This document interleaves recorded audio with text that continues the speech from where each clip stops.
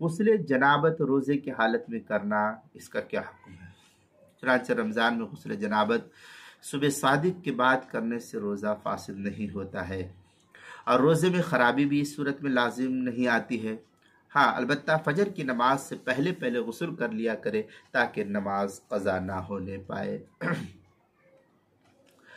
فتاوی عالمگیریہ میں ہے ومن اصبح جنبا او احتلم فی النہار لم یضرہ، یہ فتاوی عالمگیریہ کی عبارت ہے، پہلی جلد صفحہ نمبر 200، جو مکتبہ رشید یا کوئٹہ کا چھپا ہوا نسخہ ہے۔